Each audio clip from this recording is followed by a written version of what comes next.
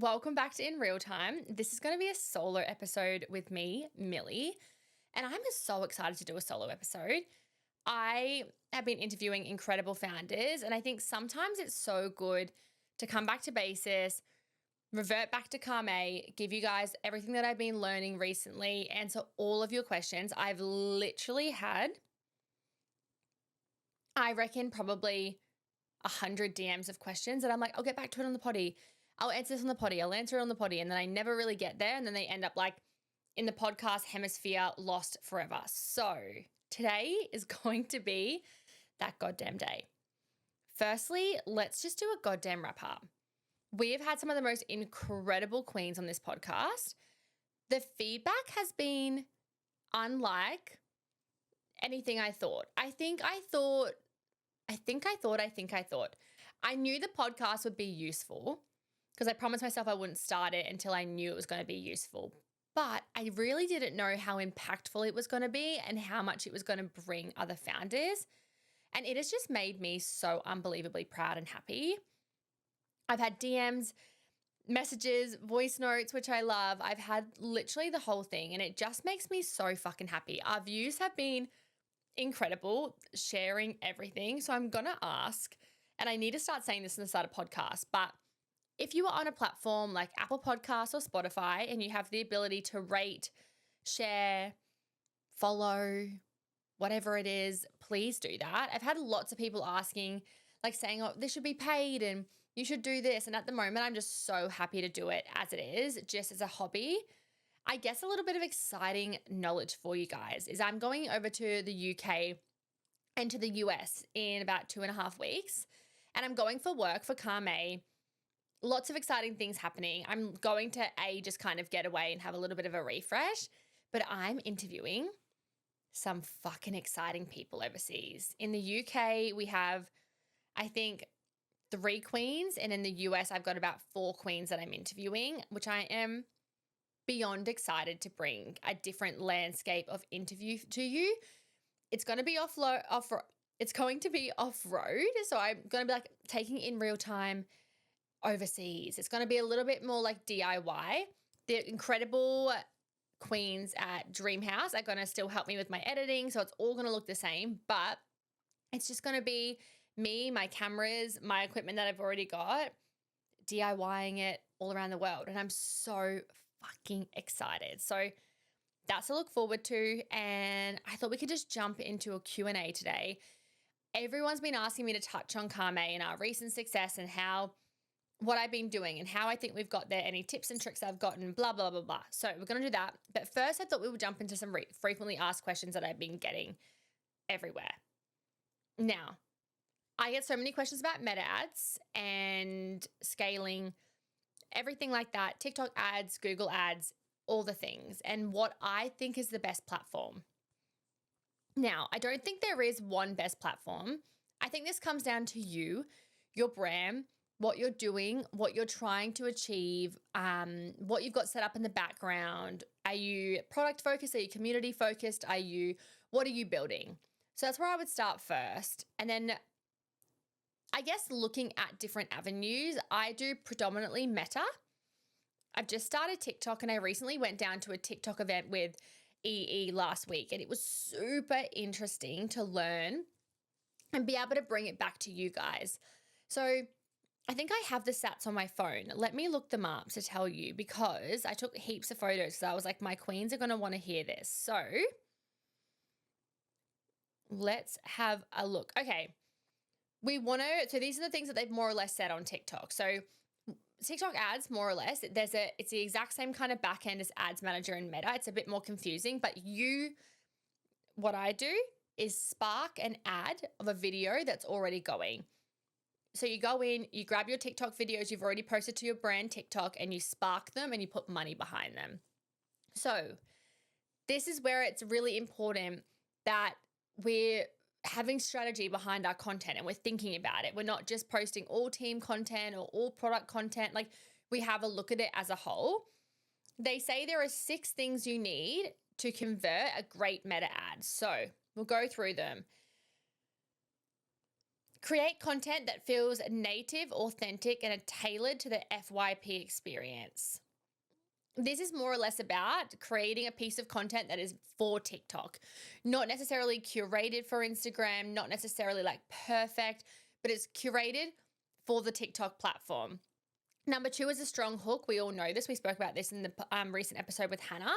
A hook is a verbal hook. It can be a video hook. I think, a hook can sometimes be a visual hook. So you're moving your phone. You'll see this. I do it in my videos all the time. I'll be like, good morning, let's blah, blah, blah. And if you can't see the film footage, go watch it on YouTube. But a visual hook and then text on screen hook as well. If you can do all three, like literally you will kill a video. Next one, stimulation, triggers, sounds, text transitions, editing. This is like pop, pop, pop, pop, pop, pop, pop. So your videos want to be really engaging audibly as well. Product demo, inspire, influence, convert, and convert with quick visual demonstrations. This is very much like these are our necklaces and I hold them right up to the front of the camera. They make that really like sensory noise. You bring them back, you show them how to put on. This could be things like, people do like the ASMR of opening all the skincare bottles and it's click, click, click, click, click, that kind of thing. Brand cues, early and clear brand placement, boost visibility, memorability, and add recall. So straight away, you want your product in the first 3 to 5 seconds, whether it's on your neck, whether it's, what else? If it's skincare, whether it's you pumping your skincare onto your hand. No matter what it is, you want your brand to be clear within 3 to 5 seconds, then a call to action. That doesn't have to always be come buy my product. That could be like,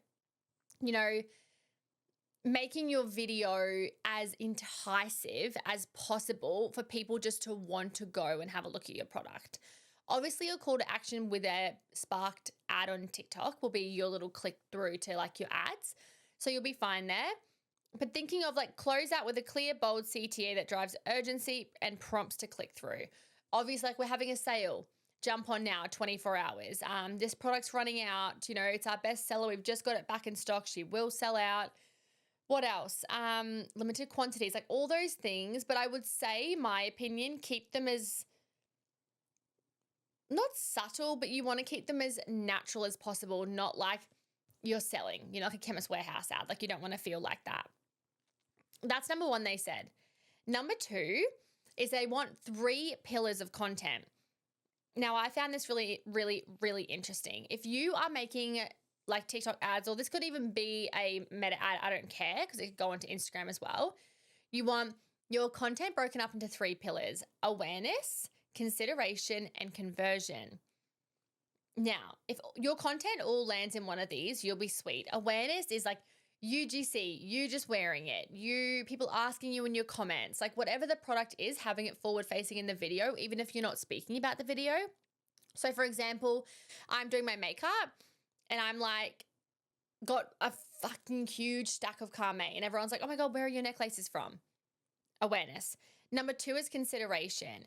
We're thinking of why the consumer wouldn't consider your product. So we want everyone to be like engaged the whole time. We want them to understand. We want them to be able to somewhat understand how luxurious, say, Kaarme is through the screen. And last one is conversion. We're creating urgency. We are having a CTA. We have somewhere for them to go. And that's kind of where you want to go. Those 3 things. Now, on the back of this, that was just like a little bit of information. Also that such a high amount of people on TikTok that convert through sales are between, I think it's like 28 to 35-year-old females, which I found really interesting because that's like, I think a lot of people think of TikTok and think of like 18 to 20-year-olds, which I completely get because that's like how it started. It's not like that anymore. And you have such a good diverse age group on there. So no matter what your product you're trying to sell, TikTok is your girl and you should be on there. I find the ads a little bit confusing, but it's all right. We're getting there. Coming back to ads, one of the main things I get asked is the comparison of e-commerce equation versus an agency.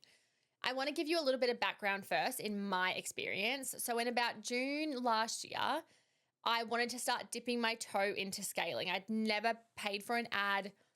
We'd done 6-figure months consistently. I'd never paid for ads. I was just kind of like, oh, I'm not sure. So I got told all the horror stories about EE. I got told all the horror stories about agencies, everything. And I got recommended an independent guy. He was great. He taught me just like the basics of how to do it, but I felt like I wasn't really like getting in the nitty gritty and really learning it and applying it enough. So I came back to the same issue. I didn't want to do my own ads. I wanted someone to do them for me. We didn't have a lot of cash flow in the business. Well, we did, but like not something like I didn't want to spend. I wasn't wanting at that stage to spend like $6,000 a month on someone to do my ads for me. So it went around and around and around and around. I went back and forward on both of them and I ended up signing with an agency.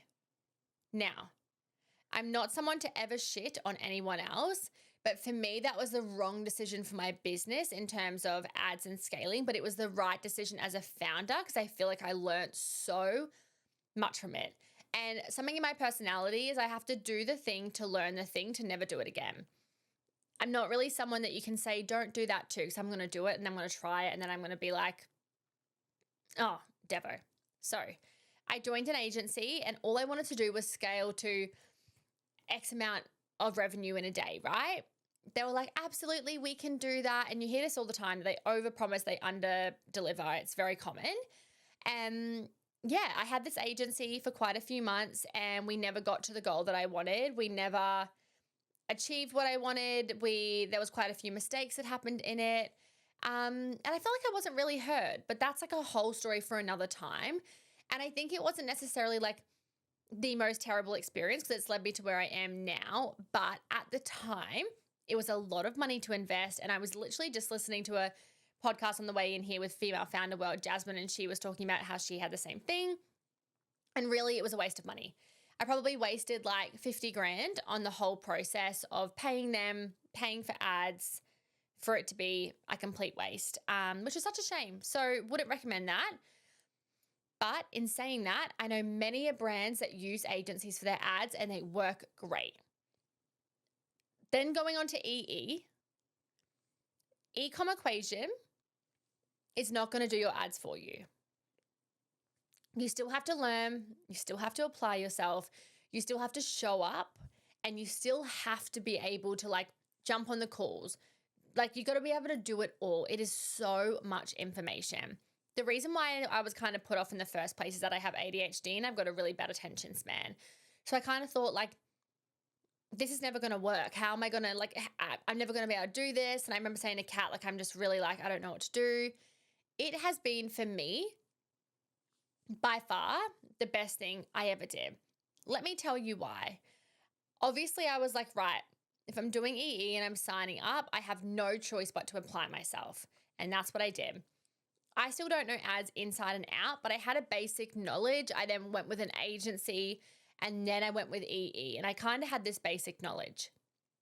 I started with EE and it was hard. It was really difficult. I found that the agency had kind of like made my account super sluggish and I had to bring it back and it took so much time, but I jumped on all the calls. I did all of the pre-module work. I learned, I changed my account and it was successful and it finally worked. Like, oh my God. Anyways, the other side of this is that it takes a lot of work. And I really want to explain how much work it takes because I think that this is where people fail and set themselves up for failure. Every single morning, I wake up and I check my ads and it's probably about half an hour of my day if it's an easy run through. If I have to refresh content, upload content, do all of that, I'm probably looking at an hour, if not more than an hour. And I'm not saying every day lightly. I mean, every day, Monday to Sunday. If that is something that you don't feel like you have a lot of capacity for, I would already be thinking like, okay, is this for me? Is this the right decision? Am I going to hate this? Is it going to work? I'm not sure. And back and forward, back and forward, back and forward. But something I will say is that it gets easier and it gets faster and you're able to pick up on things a lot more. So now I'm like, what? Nearly a year into doing ads in general. I feel semi-confident. I still ask. I still show up on calls. I still have questions. I've been in EE for about 3 or 4 months now, and I feel the most confident I've ever felt. I'm not going to say you should do EE or you should do an agency, or I'm just not going to say that. I also have no agencies to recommend because I've never, ever ever said the name of an agency and not had some kind of negative feedback. So I'm not going to really touch on it. I think if there's anyone out there that has a business and has an agency and is listening to this and they're like, my agency is amazing, send me a DM. I can share it with all the queens. But I would just say that my opinion as a founder is that you should be able to do everything in your business yourself before you hand it over. And that was my take on going into EE. Also, I will say the community of EE is unfucking matched. Going to events, they've recently paired up with TikTok. They get behind the scenes. Like at the moment, Meta is like actually really broken. Like Meta won't let anyone put new content in. It's a whole debacle. So without them, how would I know that? I would be in a panic. I would be on the phone to Meta. I'd probably be crying in the whole world. But I can just go onto my platform where thousands of other people are doing the same thing. And I'm like, oh my God, okay, everyone's got this issue. So it's fine. They'll figure it out. Also, the connections I've made in EE are unlike any other. You have levels to EE. Don't quote me, but it's Boardroom, which is the absolute top. Accelerate, which is what I'm in. There's some sales, and then there's something else. I can't remember, to be honest with you. But overall, you get to meet everyone. You get to really connect with people. I've got a one-on-one coach, so I can have a call every week if I wanted to. I can have as many calls as I want. I can do whatever. They have a look over everything, and they don't just help you with your ads. And this is probably the part that I think is the most useful. I have a coach called Chris who I really value, and I talk to him a lot. And I also ask him a lot more than just how the fuck to do ads. I'm like, how do you do ads? What would you do about this? This is pre-sale. What would you do? We're thinking of this product. I have this staffing issue. Blah, blah, blah, blah, blah, blah. And they can give you their knowledge because they deal with thousands of other founders. That's where I'm going to leave the EE agency conversation. If you can't do it yourself, I wouldn't hand it over to an agency because you're not going to know if they're doing it right. But then you have to have the time to learn.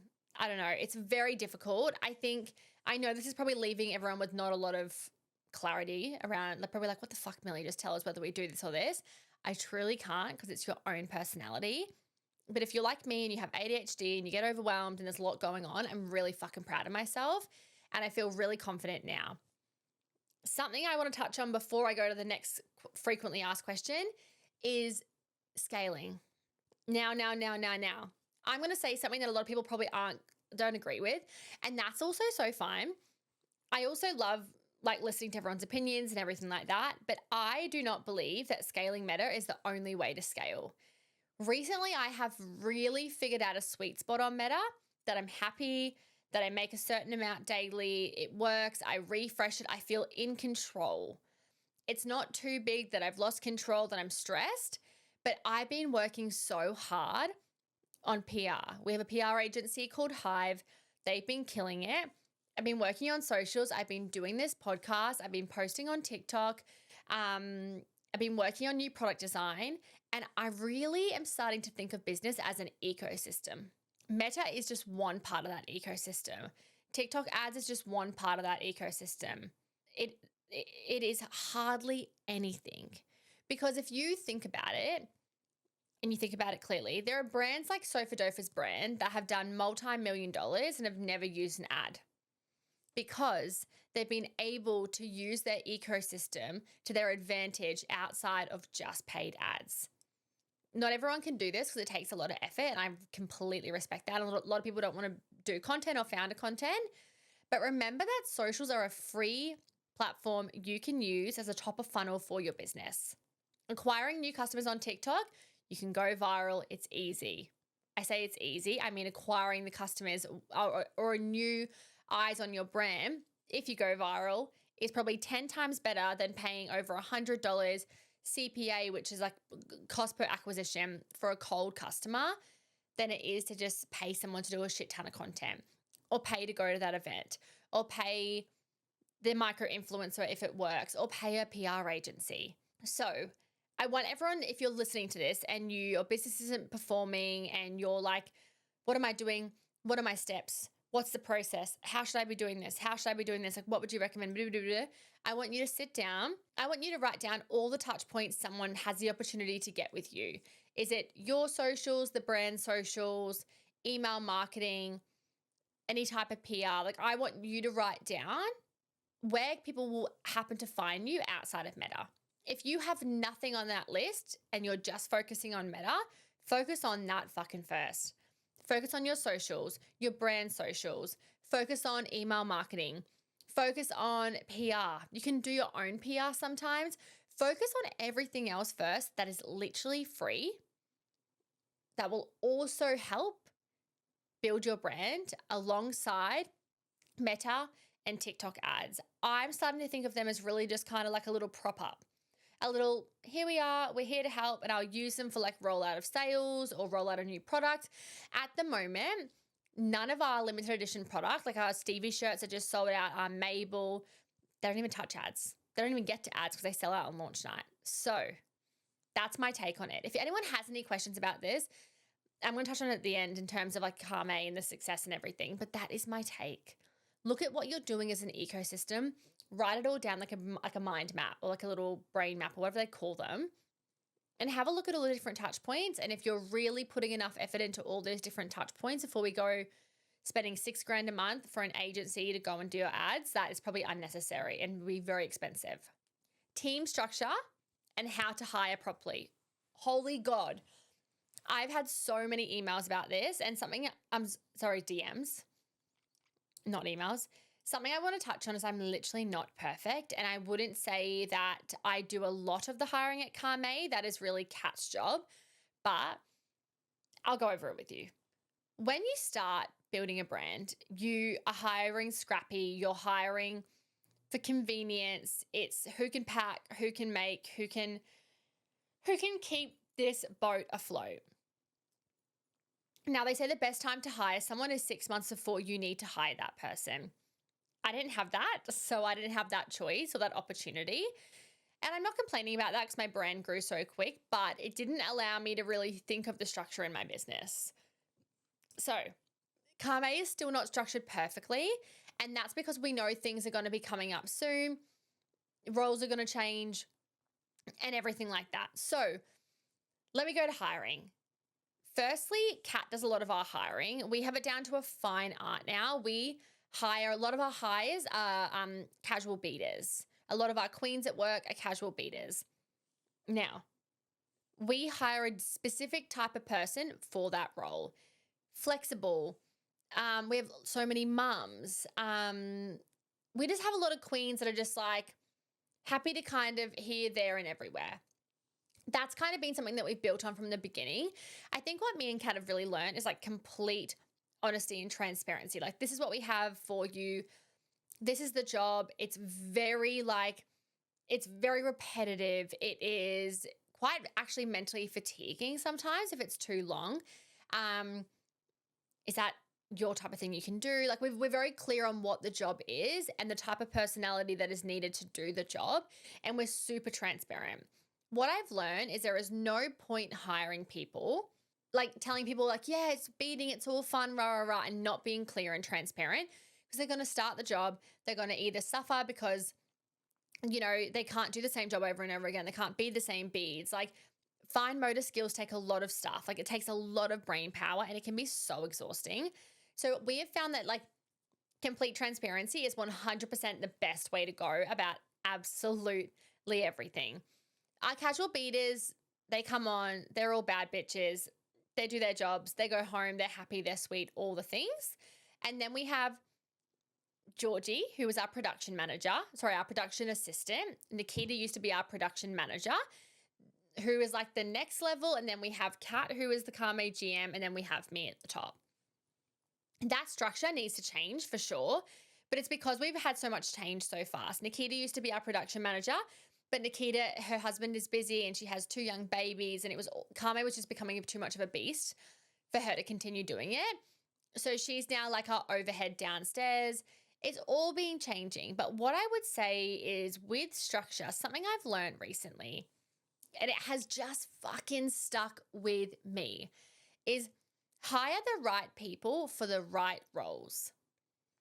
Now, I'm going to butcher this. It was actually a call with Chris, my coach in EE.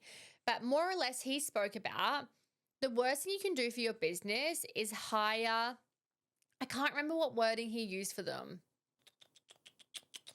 What can I say? Like, I'm going to use like an ad thing. So a civilian, a sidekick, and a hero, right? The worst thing you can do is hire a hero for like a civilian job, like beading, you know?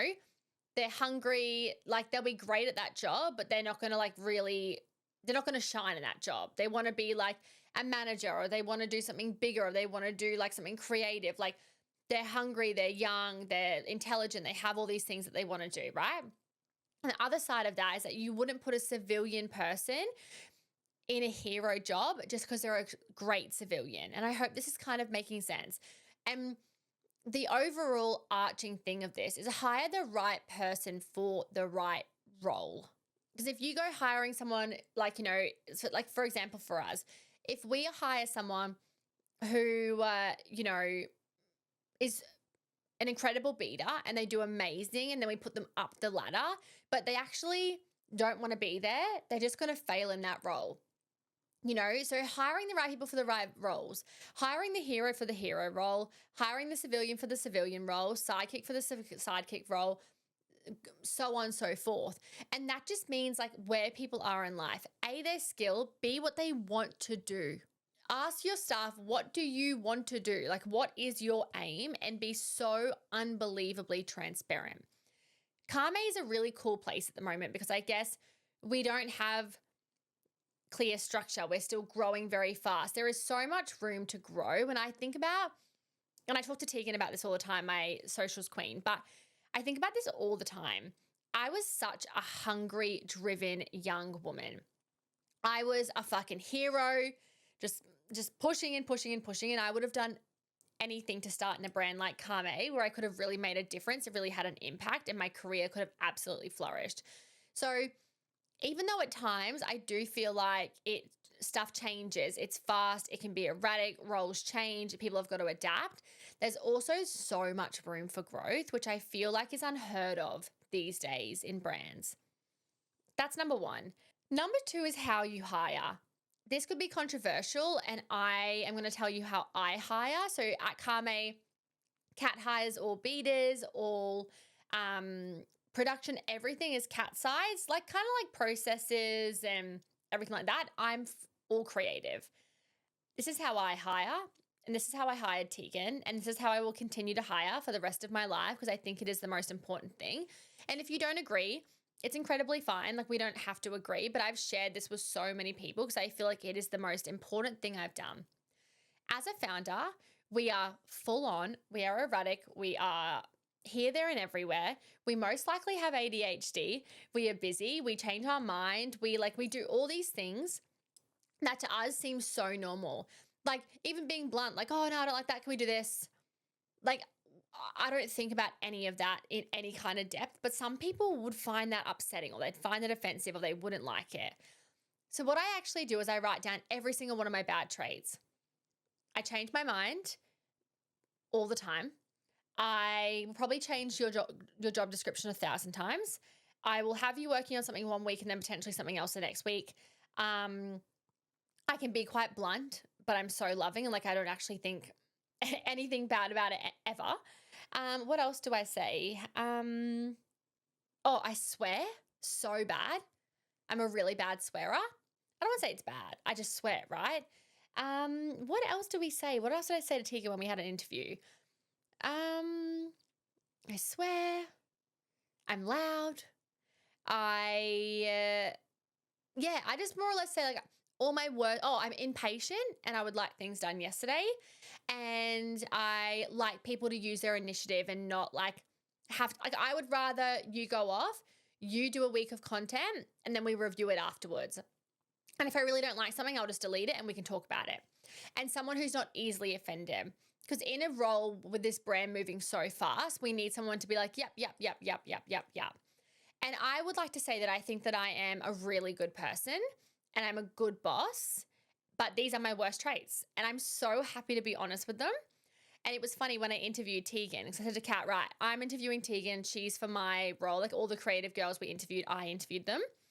And I remember sitting in front of Tegan and I said, okay, I'm going to tell you all of my worst traits as a boss because you'll be working with me. And I want you to tell me, honestly, if you feel like you could work with someone like me.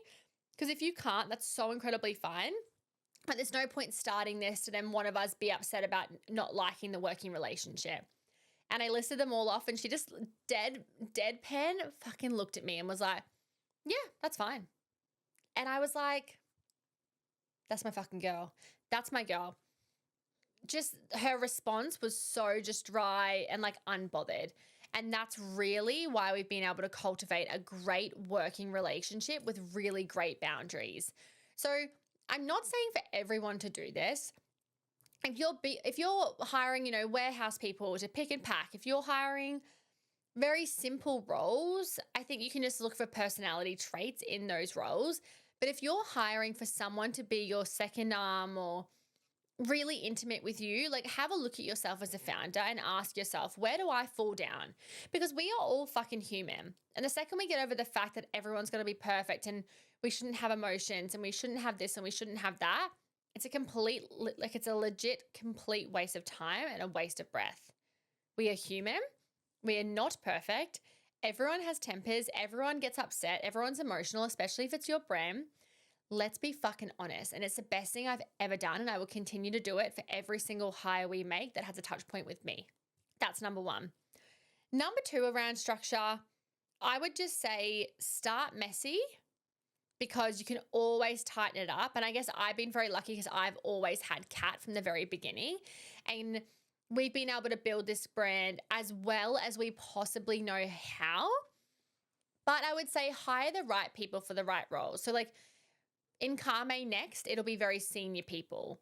It'll be like, a marketing manager. It'll be probably like a full production manager, whether Georgie moves into that role or we do something different. It'll be a warehouse assistant. It's going to be all different roles that become a lot more like we're hiring a senior person for a senior role. I hope that makes sense. Is that landing? I'm unsure.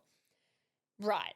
I don't even know how long we've been doing this for. Half an hour this podcast has gone for. So I want to finish this podcast by talking about Kaarme recently, the growth we've had, why I think that we've had this type of growth.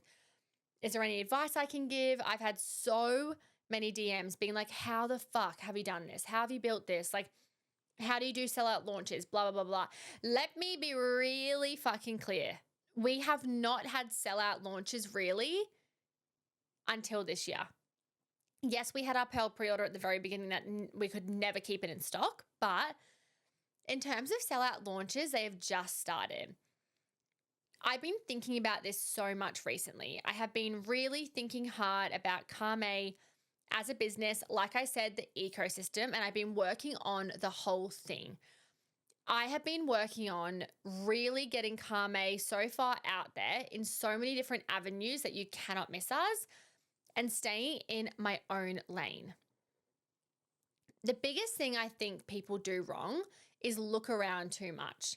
The second that you start looking around too much, you become one of the others. You become one that's like everyone else. All your product starts to look the same. Everything you're doing all starts to look the same. There is no individuality. Stop looking around at other people. I think touching on our limited edition, something that I love about Kaarme is that our limited edition pieces, like our Stevie shirts, like our Mabel, like our Sammy, like whatever other necklaces have sold out, are limited edition, and they are actually limited fucking edition. They're not limited edition that will come back. They're not limited edition that are here. And I think our community are really starting to realize that. A lot of brands will say they're limited edition. Oh, but they've sold out now. We're going to do a pre-order because they're greedy. And because all you're doing in that is creating distrust with your customer. And at Kaarme, we will never, ever, ever do that. That's something that I really feel like has been a really big turning point with Kaarme is our community have trust in what we say we're going to do because we are trusting, because we are authentic, and because we are real. Number two, like I said, is the ecosystem. I've worked on doing everything, being everywhere. Content's been leveled up. doing this podcast, networking, going to events, all the EE events, God, what else? Like everything that you could think of, we have leveled the fuck up and we have been doing. That is number 2. And then overall, I would say we have just really honed in on community. I think you've got to ask yourself when you're building a brand, what are you doing it for? And my thing has always been to make women and people feel incredible in what they're wearing, whether it's jewelry, whether it's one of our accessories, whether it's a shirt, and having good quality shit.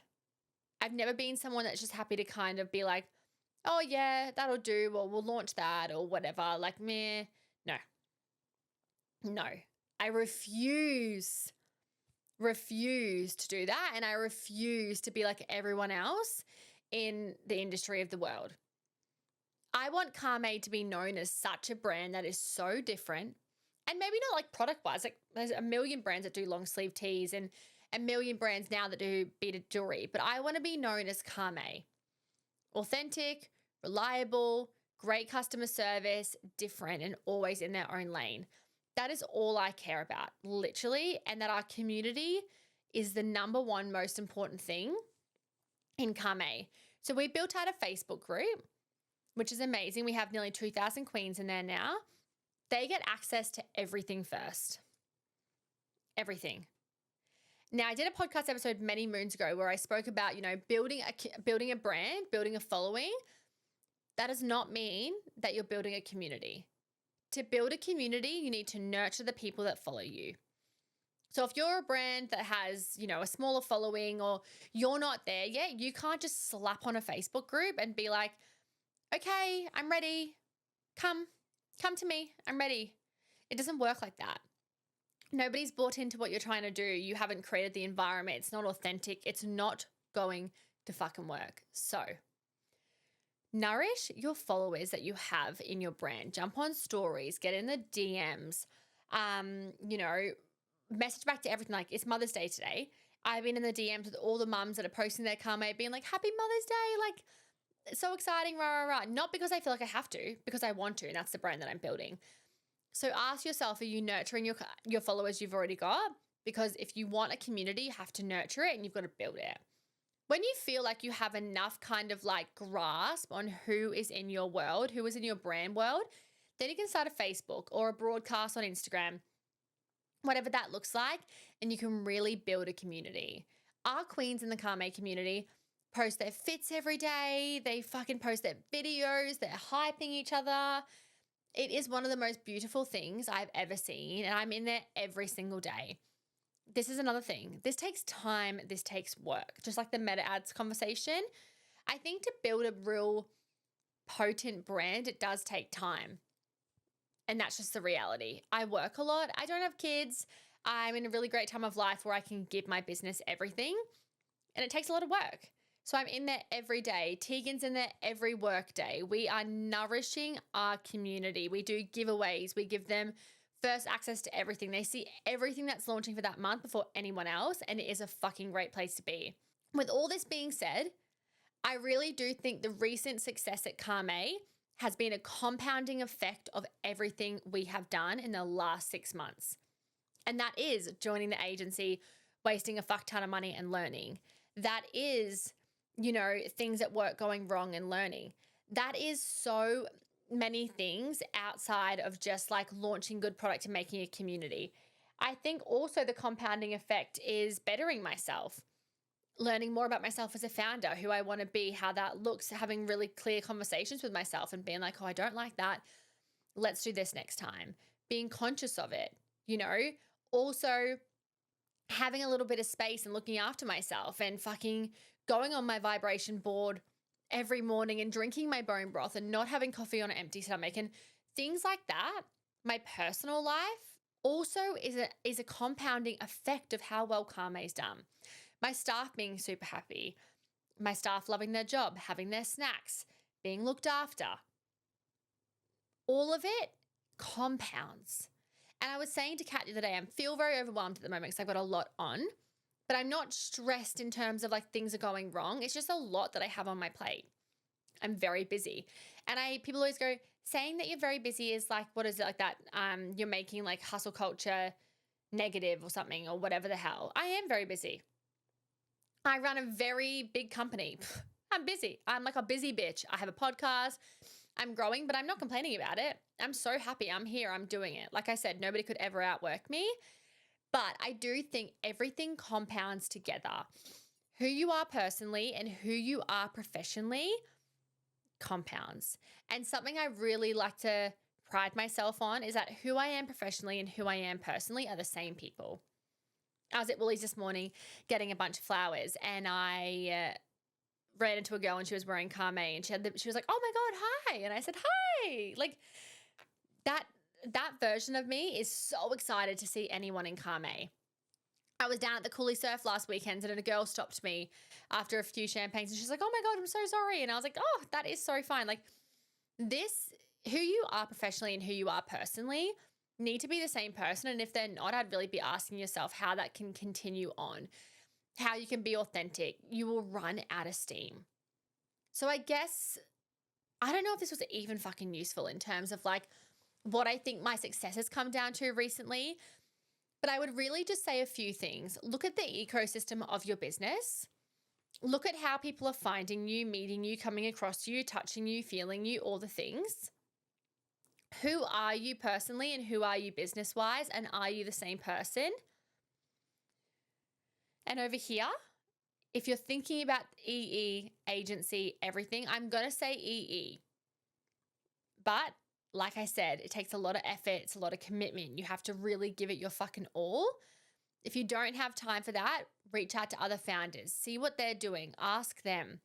Do they have an agency? And if we find a great agency that we can share on this podcast, I will share away. But in my full hemisphere of connection and friends, 90% of the people that I know to be a million times more successful than me are in a program like EE. Most of them are in EE. And I think that probably is testament to, yeah, they're still there. They've been there for years. And I think anything is good if you apply yourself. If you don't apply yourself, you're never going to get out of it what you want. So these are like my little Sunday morning tips. I hope that it's been a good potty. Like I said, please follow, like, share, rate. I don't know, whatever you do on these platform things. Like always, my DMs at In Real Time Potty with Millie. My God, what a mouthful.